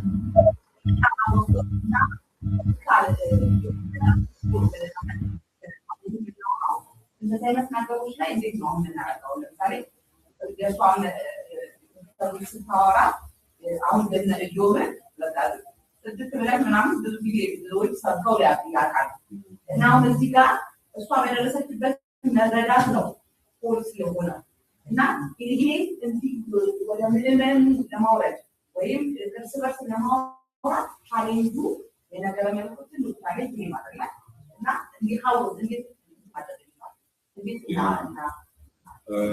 she's asking about, you have said revelation is progressive and it develops through time, and when you speak about the special revelation of the general revelations, and but when we come to theology, theologies can be wrong, you have said, or they are not complete by themselves. Yes. But we know that theologies are coming through history, and some of historical theologies are more strong and they are being developed. And yes. How can we challenge them because of our studies here? We know that even when we go to the early churches, even the Orthodox Church, they claim that you are not right. You don't know more about those who are in the early church. You don't know more about those who are the great theologians like Augustine or those great fathers, church fathers. So we are going to challenge these theological teachings which are being developed throughout the church history. If they are wrong, how can we do that? Through scripture. ይሄንን ማድረግ የምንችለው በቃሉ ነው። የኛ መመሪያችን ያለው ቃሉ ላይ ስለሆነ ማለት ነው። I'll give you an example. ምሳሌ ልስጣችሁ። From the 3rd century onwards, the church became more and more devoted to the Virgin Mary. በሶስተኛው ሴንቸሪ From the 3rd century onwards. ከሶስተኛው ሴንቸሪ ወይም ዓመተ ምህረት በኋላ ቤተክርስቲያን ሙሉ ለሙሉ ስለ ድንግል ማርያም በማስተማር ላይ ተጠምዶ ነበር ወይም ስለ ድንግል ማርያም በጣም ተስተምሮ ነበር። This was a religious practice. ይሄ የሃይማኖት ልምምድ ነው። And that practice grew a theology around it. ይሄ የሃይማኖት ልምምድ ደግሞ ዙሪያው የተገነባው በስነ መለኮት ወይም በነገረ መለኮት ትምህርት ነው። If we are going to relate to Mary as a mediator, እኛ ማርያምን እንደ መካከለኛ ወይም እንደ አማላጅ አድርገን ማርያምን እንድንመለከት and venerate her, እሷን እንድናከብራት, and we have an icon of Mary that we pray before. እሷ የእሷን ምስል የሚያሳይ የማርያምን የሚያሳዩ ነገሮች አሉ። እሷ ፊት ቆመን እንድንጸልይ, then we must believe that Mary is there in heaven speaking to God on our behalf. እንዲሁም ደግሞ ማርያም ስለኛ በእግዚአብሔር ፊት ቆማ ስለኛ እየተናገረች እንደሆነ ማመን አለብን ብለው ያስተምራል። Do we find that doctrine in the Bible? ይሄንን አስተምሮ መጽሐፍ ቅዱስ ውስጥ እናገኛለን ወይ ነው ጥያቄው። Okay, that is an obvious result. ይሄ ውጤቱ የሚታወቅ ነው ማለት ነው። ወደ ቃሉ ስንመለስ of theology going in the wrong direction. ስነ መለኮት ወይም ነገረ መለኮት በራሱ የተሳሳተ መታጠፊያ እንዳለው ይሄ አንዱ ማመለከቻ ነው ማለት ነው። How does that happen? ይሄ ነገር እንዴት ነው ሊከሰት የቻለው? We will be looking at this soon. ይሄንን እንመለከተዋለን ትምህርቱ ላይ እየገባን ስንል። It happens when the authority of the church leaders is seen to be greater than the authority of scripture. ይሄም ነገር የተከሰተው የቤተክርስቲያን መሪዎች ወይም የጳጳሶቹ ስልጣን ከመጽሐፍ ቅዱስ ስልጣን ይበልጣል የሚል አስተምሮ ስለነበረ ነው።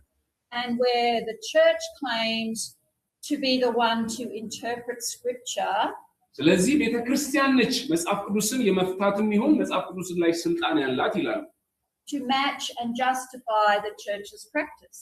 የቤተክርስቲያንንም ልምምድ ለማጽደቅም ይሁን ለማፍረስ ስልጣን ያለው ቃሉ ሳይሆን ስልጣን ያላት ቤተክርስቲያን ናት፣ ቃሉን ከዛ አንፃር ተረጉማለች የሚል ነው። That is an example. ይሄ አንዱ ምሳሌ ሊሆን ይችላል። ነገረ መለኮት መታጠፊያ ነው ማለት ነው።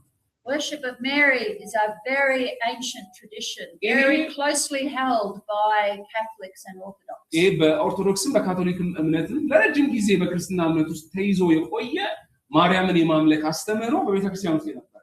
But that does not make it scriptural. ይሄ ነገር ግን በራሱ በቃል ውስጥ እንዲኖር አያደርገው። ስለዚህ ጥያቄሽ ተመልሷል? Okay. Can we accept another question or? Yes, the only other thing I will say is that does not mean that all of the things which have been said and done are wrong. ይሄን ስላችሁ ግን በቤተክርስቲያን የተሰራውና ያስተማሩት ነገረ መለኮት በሙሉ ስህተት ነው ያለው።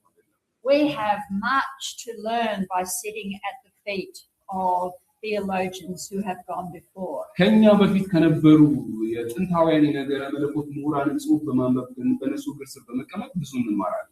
But we do not leave our brain or the Bible at the door when we come in to learn from them. ስለዚህ ከነሱ ለመማር ስንመጣ አእምሮአችንና መጽሐፍ ቅዱስን ከበሩ ብቻ አስቀምጠን መምጣት የለብንም።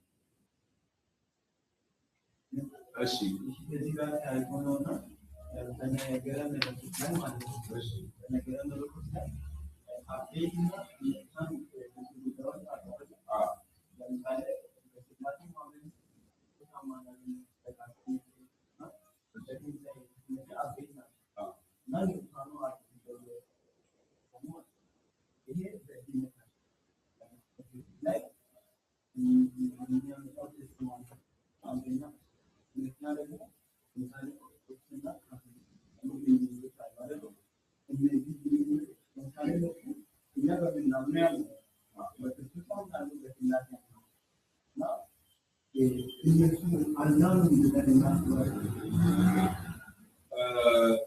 He's asking about the major theological differences we have with Orthodox and Catholic, and we have minor differences and we have major differences. Yeah. But the major ones are those who decide our salvation. He asking that most of the major things, the Orthodox and the Catholics, they believe in Christ, His kingship, and His ascension, His death, His resurrection. So do they are saved? You say that. That is not our job. It is not our job to make that decision.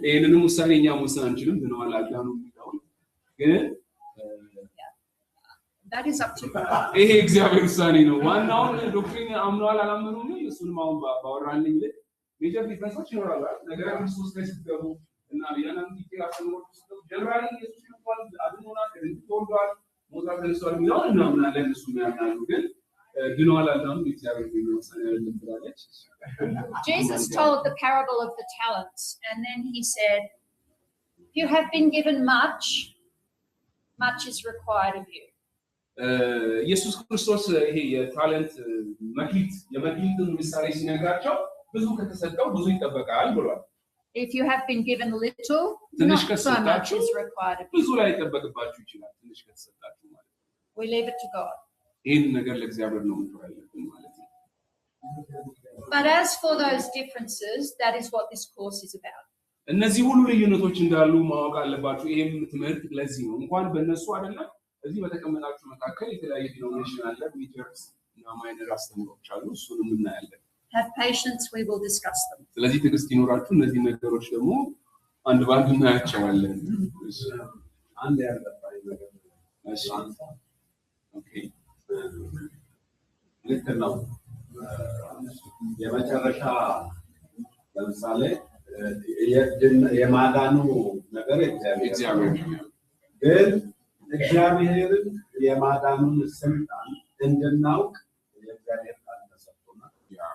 ማንም እዚህ ውስጥ እንደተጻፈው መኖር መሄድ ማድረግ ካልቻለ ከእግዚአብሔር ጋር እንደሌለ እንገምታለን።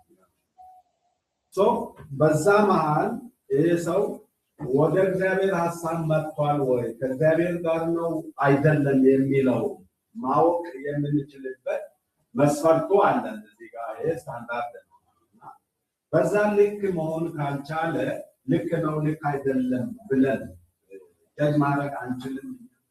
Yeah, he is asking if we are saying that it's up to God to know who is saved or not. But God gives us the standards and the way of salvation in the Bible. So can we, how can we judge that someone is wrong, someone is right, if we say it's up to God? No, it may, as I say, we do not leave our brains or the Bible outside the door. We still discuss, we still hope to convince our brothers and sisters in different Christian denominations, but we do so with a spirit of grace. And what is most important is that we clearly understand why they believe what they believe. Okay, before we start to criticize or talk about alternatives. To come back to the example of worship of Mary. Okay, ስለዚህ አንዳንድ ነገሮችን ለምሳሌ እኛ በራሳችን ስንነጋገር ስናወራ አንዳንድ ነገሮችን ግልጽ ያደርገን የምንመጣበት ነው የምንነጋገረው ዶክትሪኖችንም የምናወራው ከዛ አንፃር ነውና ይሄንን ግን ስናደርግ በቃሉ ላይ ተነስተንና በርህራሄ ነው የምናደርገው እንጂ በጣም ኢግኖረንት በሆነ መንገድ ሰዎችን ትሪት ማድረግ የለብንም። ለምሳሌ ማርያምን ማምለኮ ብንነጋገር በጣም በፍቅር መልኩ ወይንም ደግሞ በሰከነ ወይንም ጸጋን በሚያሳይ መልኩ መነጋገር አለብን ነው። There is not much point saying to an Orthodox person, you should not worship Mary, it's not in the Bible. ቀጥታ አንድ ኦርቶዶክስን ቀጥታ ሄደ ነው አንተ ማርያምን ማምለክ የለብህም ምክንያቱም ይሄ መጽሐፍ ቅዱስ ውስጥ የለም ብለን ማለት የለብንም። We need to understand why they do that. መጀመሪያ ይሄንን እነሱ ለምን ያደርጋሉ የሚለውን እኛ መረዳት አለብን።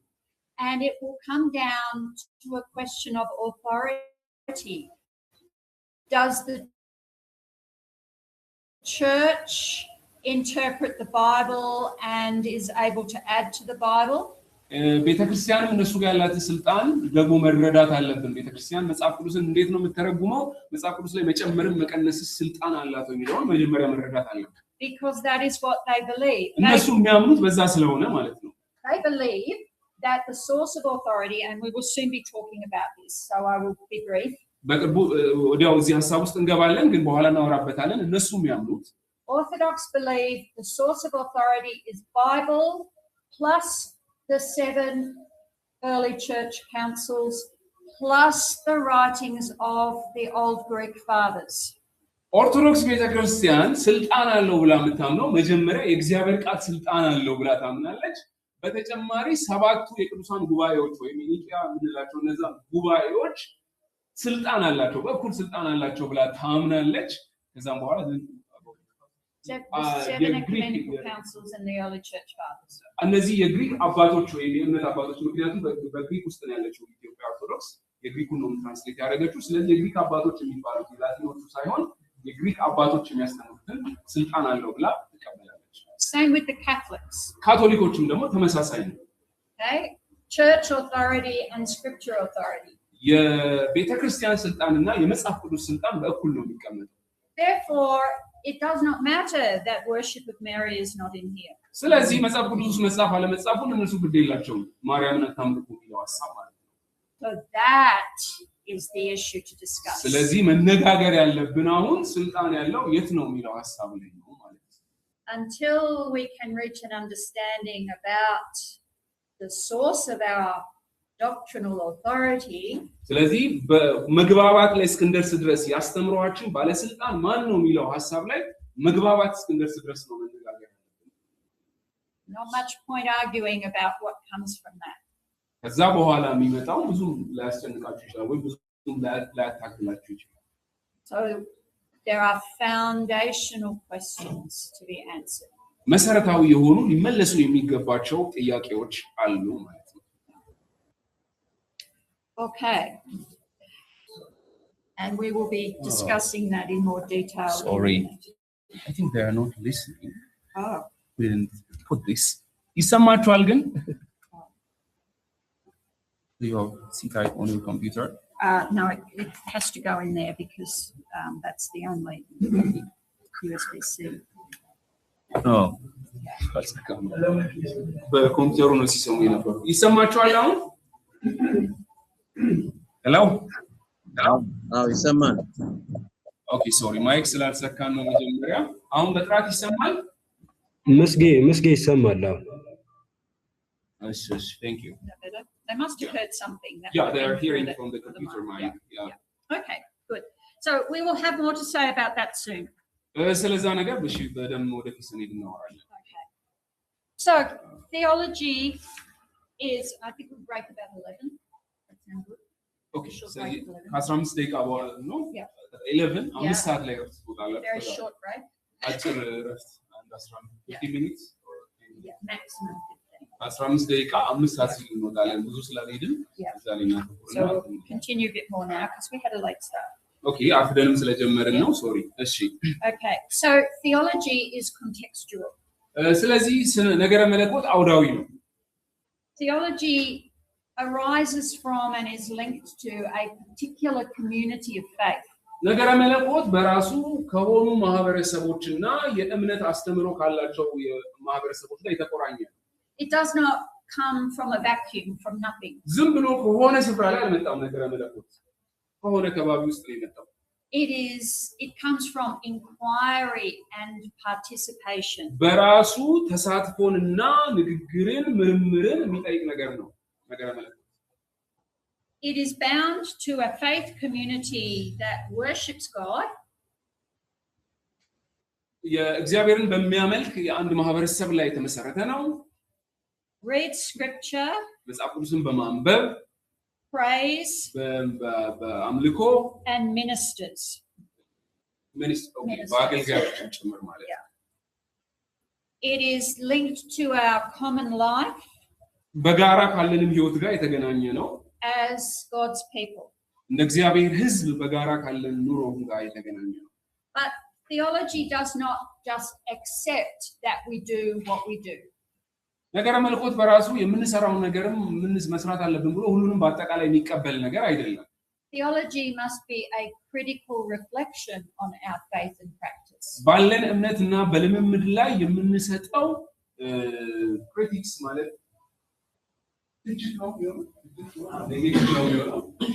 ምርምር ወይም ኢቫሉዌሽን ነው የሚሆነው። Yeah, critics. thinking, Yeah.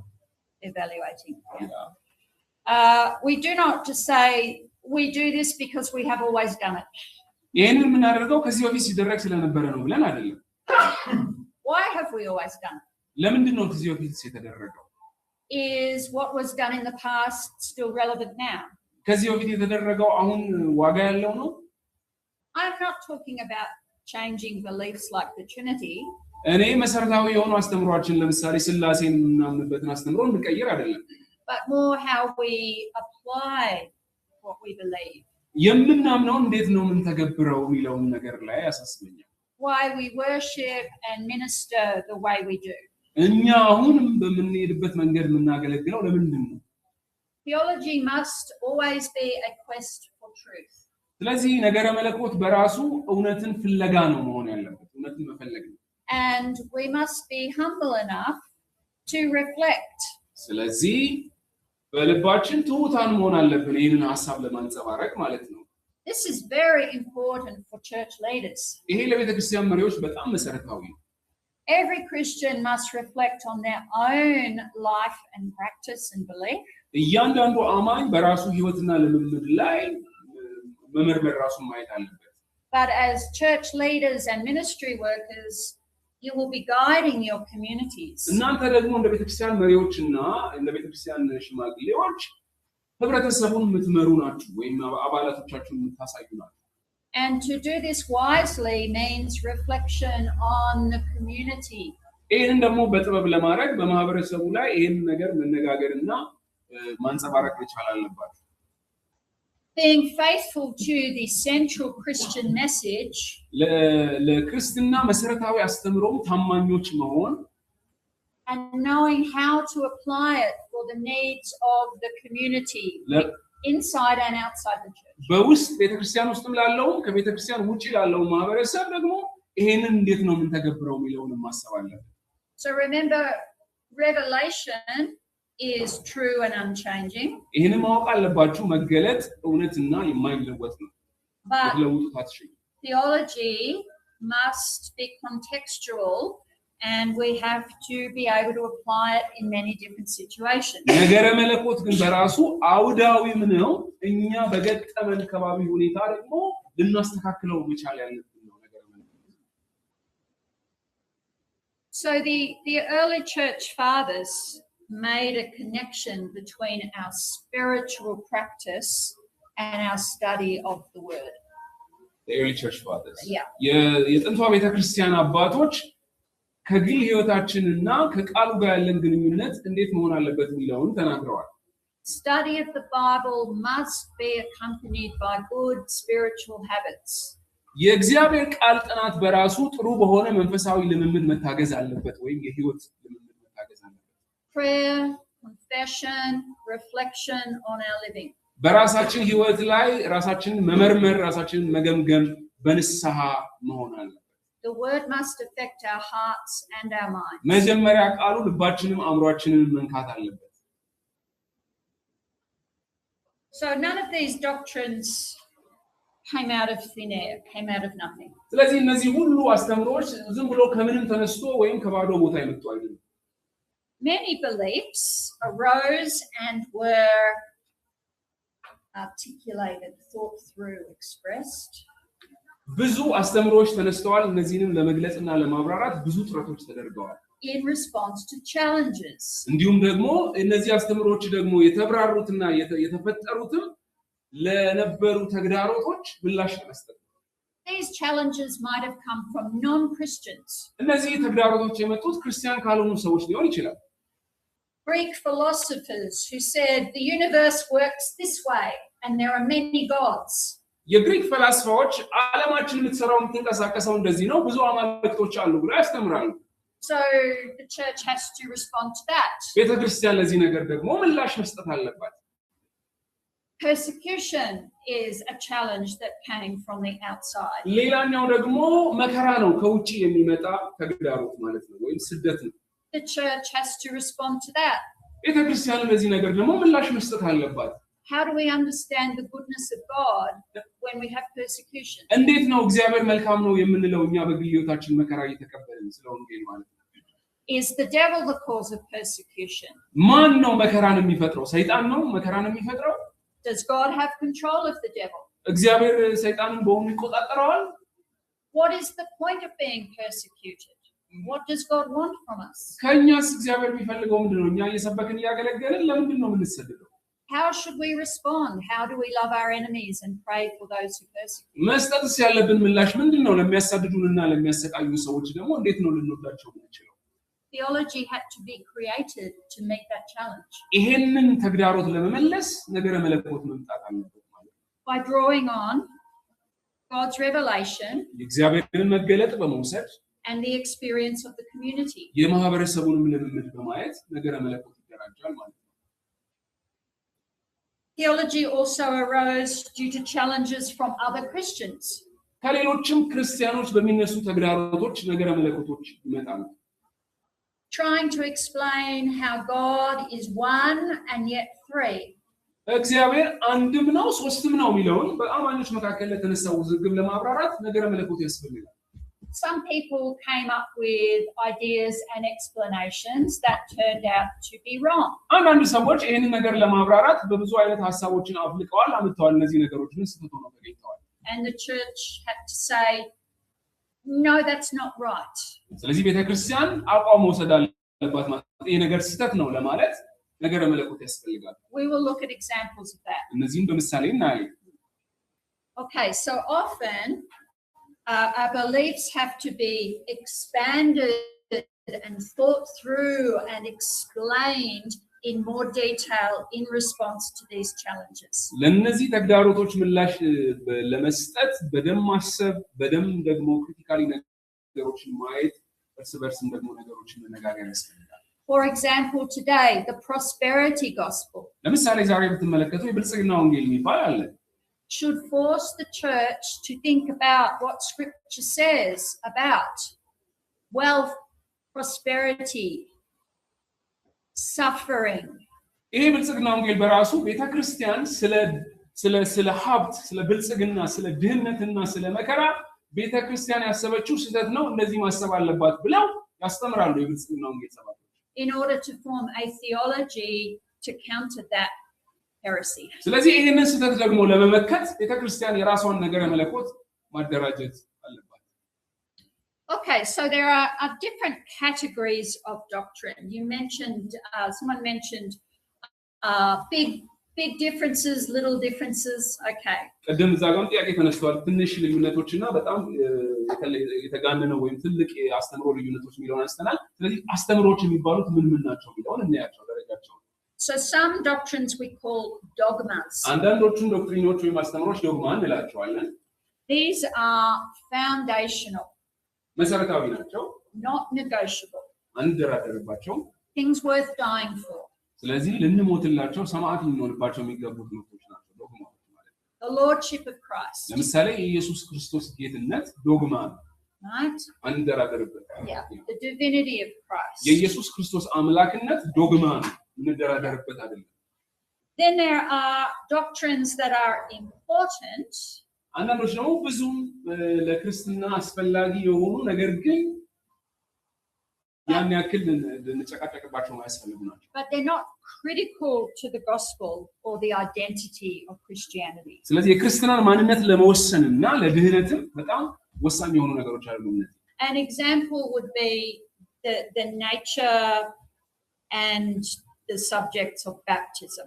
ይህም ለምሳሌ የሚሆነው ጥምቀት እንዴት መሆን አለበት? በመረጨት ነው ወይስ ደግሞ በጥልቅ ውሃ ነው የሚለው ያን ያክል። Baptism is important. ጥምቀት አስፈላጊ ነው፣ አስፈላጊ ነገር ነው። We should be baptized. መጠመቅ አለብን ሁላችንም። Some people think that is only for adults, others think it is for children. አንዳንዶቹ ለሕፃናት ነው ይላሉ፣ አንዳንዶቹ አዋቂዎች ናቸው መጠመቅ ያለባቸው ይላሉ። Some people think it should be full immersion. አንዳንዶቹ ደግሞ በጥልቅ ውሃ ነው መሆን ያለበት ይላሉ። Or pouring. አንዳንዶቹ ደግሞ በማፍሰስ ወይንም በመረጨት ነው ይላሉ። Or sprinkling. መረጨት ወይም ደግሞ በጆክ በማፍሰስ ይለዋል። In the early church, በጥንቷን ቤተክርስቲያን should be in a river. ደግሞ በወንዝ ነው መሆን ያለበት ወይም ወራጅ ውሃ ነው መሆን ያለበት Okay. የሚል አስተምሯል። People can feel very strongly about this. ስለዚህ ጉዳይ በጣም እንትን ብለው የሚከራከሩ ሰዎች ሊኖሩ ይችላሉ በኃይል። But are these things on the level of the Trinity and the Lordship in Christ? ይሄ ነገር ደግሞ ከነገረ ክርስቶስና ከስላሴ በላይ ትልቅ አስተምሮ አይደለም። We can be confident that they are not, because there is not that much detail in the Bible about how we should baptize. እነዚህ ነገሮች በጣም አከራካሪና አስፈላጊ እንዳልሆኑ የምታውቁት ለምንድን ነው? መጽሐፍ ቅዱስ ውስጥ እንዴት ነው መጠመቅ ያለብን? በጥልቅ ውሃ ነው ወይስ በወንዝ ነው ምናምን የሚለው ነገር መጽሐፍ ቅዱስ ውስጥ አልተብራራም። Then we have opinions and interpretations. ሌሎቹ ደግሞ አመለካከቶችና ትርጓሜዎች አሉ። አመለካከቶችና ትርጓሜዎች እነዚህም ዶክትሪን ውስጥ ነው ያሉት። We call these matters of indifference.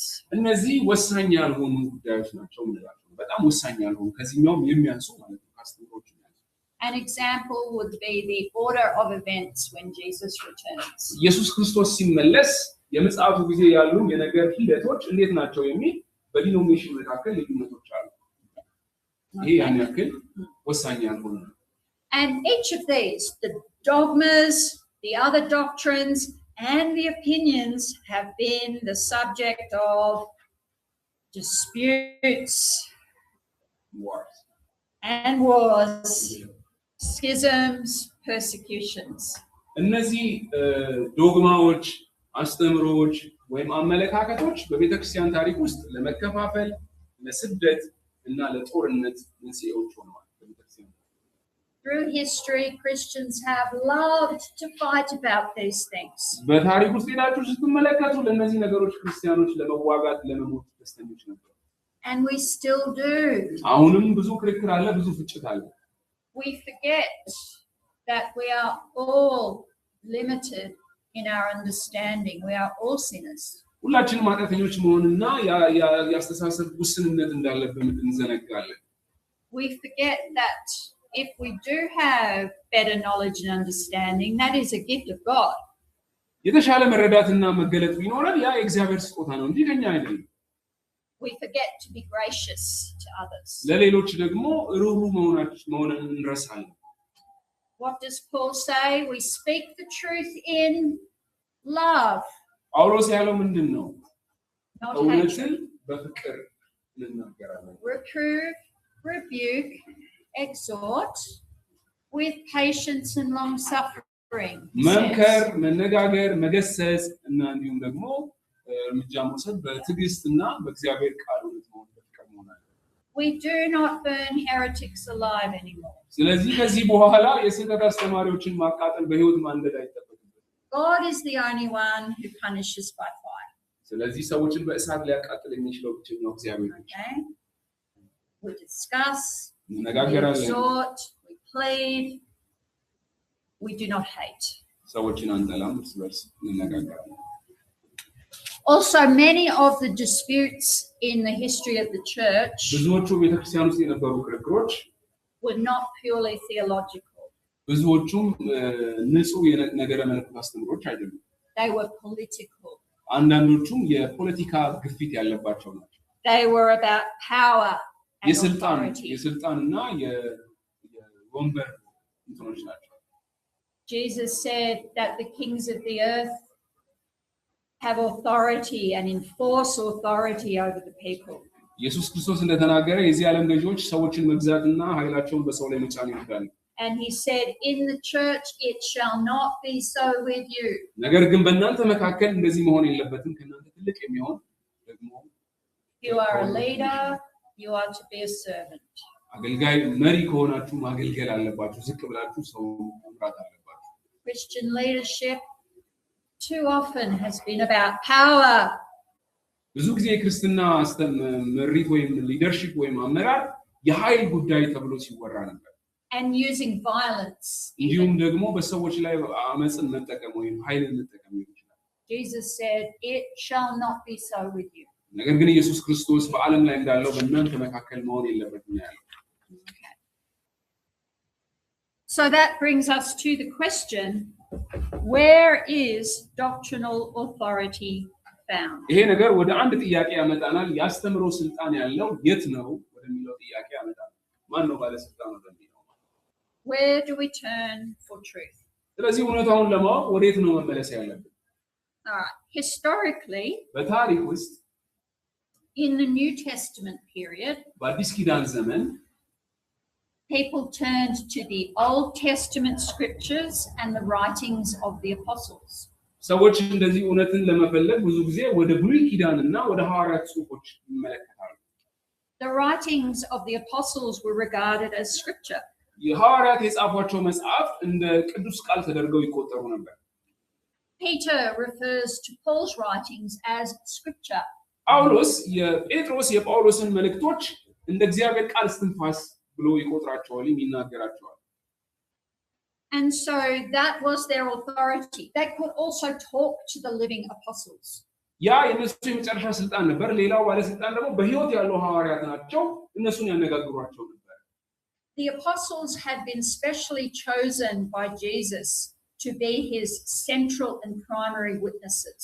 እነዚህ ሐዋርያት በኢየሱስ ክርስቶስ የተመረጡ ናቸው። የመጀመሪያ ምስክሮችና ባለስልጣኖች እንዲሆኑ ኢየሱስ ራሱ የመረጣቸው ናቸው። They were to be the foundation of the church. እነዚህ የቤተ ክርስቲያን መሰረቶች ናቸው።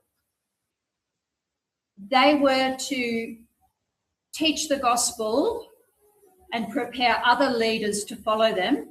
እነዚህም ቤተ ክርስቲያንን ወንጌልን በመስበክና ሌሎች መሪዎች ደግሞ እነሱን እንዲከተሏቸው ምሳሌን በመተው ነው የኖሩት።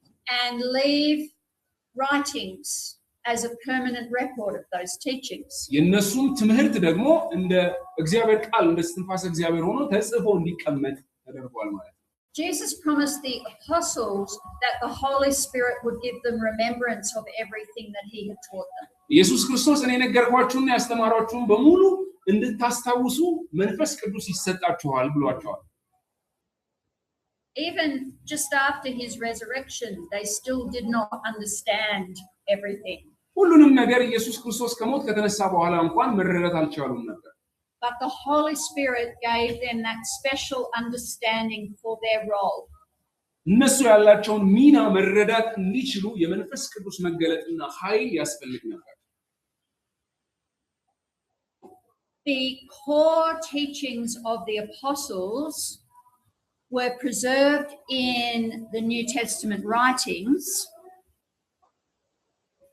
መሰረታዊ የሆነው የሐዋርያት ትምህርት በአዲስ ኪዳን መጽሐፍት ውስጥ ተቀምጦ ይገኛል።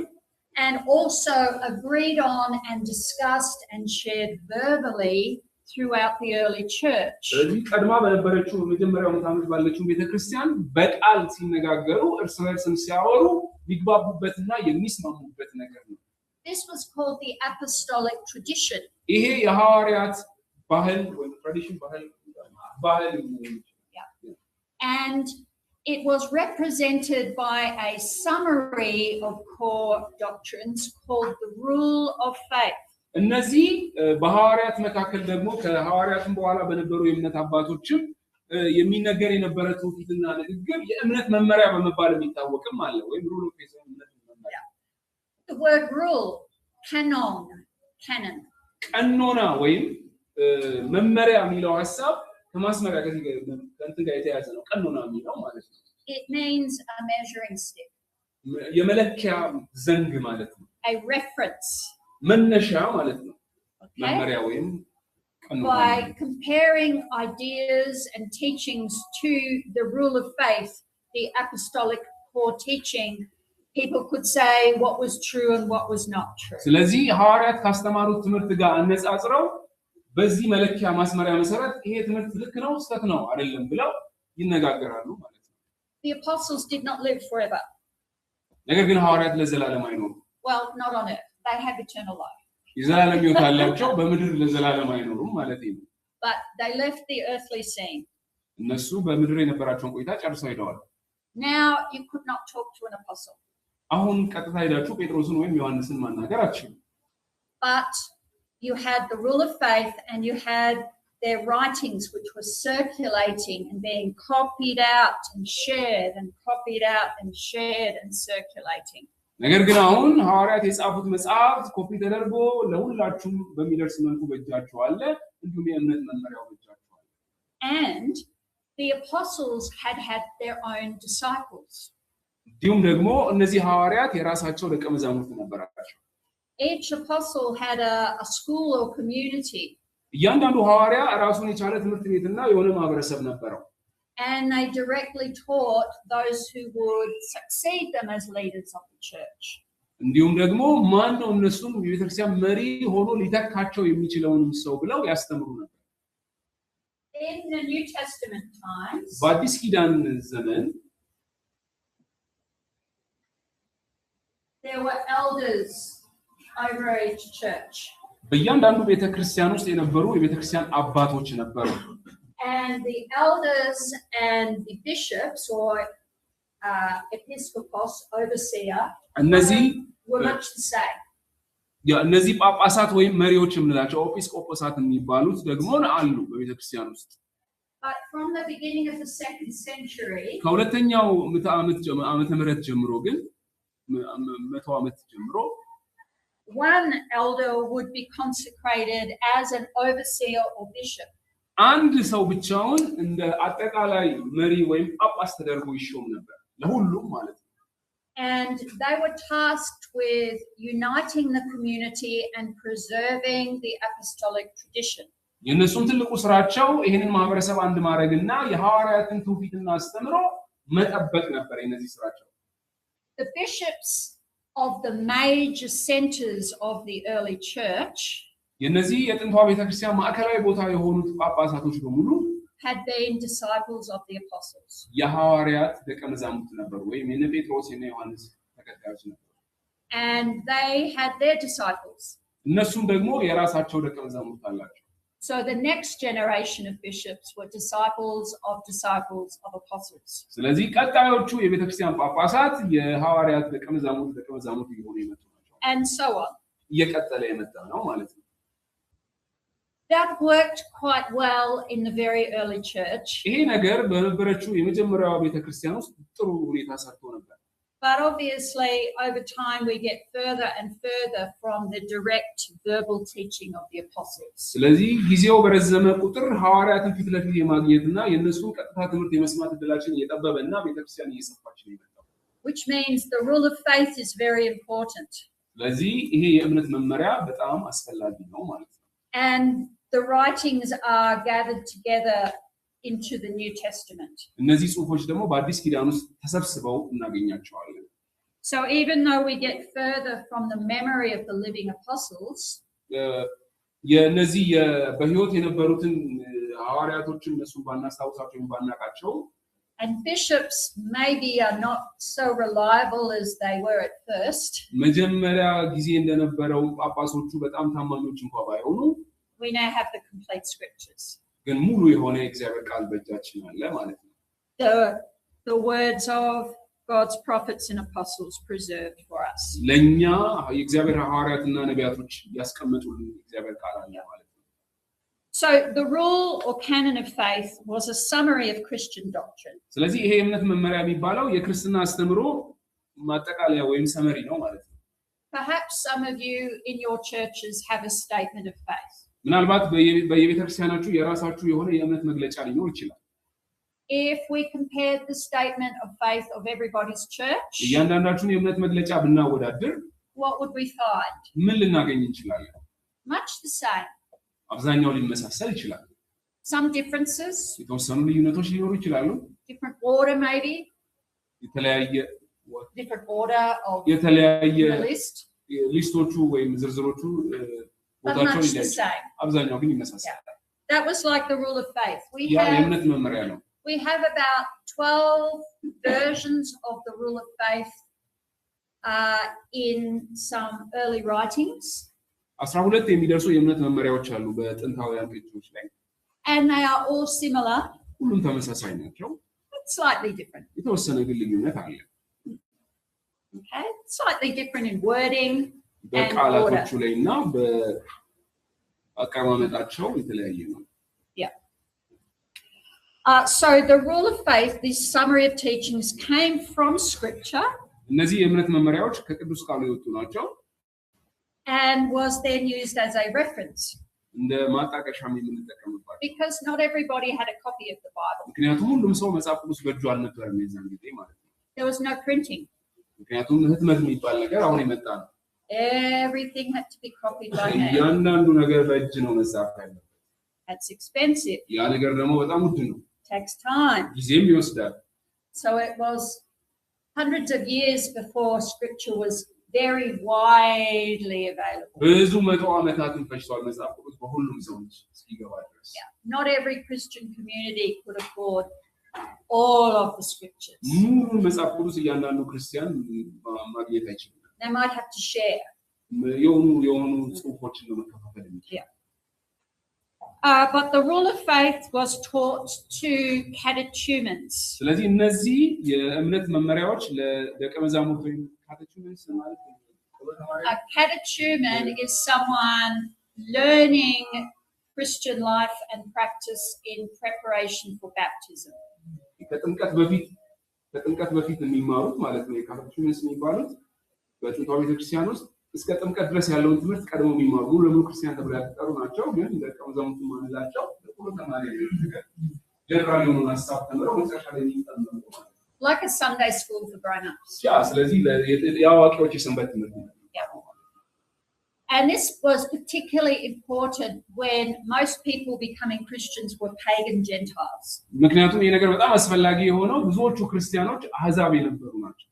They didn't know the Bible. ምንም ስለ መጽሐፍ ቅዱስ እውቀት የላቸውም።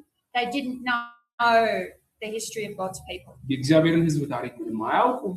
They were used to worshipping many gods. የተለያዩ ጣዖታትን ያመልኩ ነበር። They had immoral lifestyles. በጣም ደግሞ ግብረገብ የሌለው ሕይወት ይኖሩ ነበር። To become a Christian, the church wanted them to learn not just the core teachings. ስለዚህ ቤተክርስቲያን እነዚህ ሰዎች ክርስቲያን ለማድረግ ስታስተምራቸው መሰረታዊ ትምህርት ብቻ ማስተማር አይደለም፣ but also to change their lives. ሕይወታቸውም እንዲቀየር ጭምር ነበር። So the catechumenate was a time of preparation for baptism. ስለዚህ ይሄ የአዋቂዎች ሰንበት ወይም ካቴቹመንስ የሚባሉት ለዚህ ለጥምቀት ዝግጅት ነው ማለት ነው።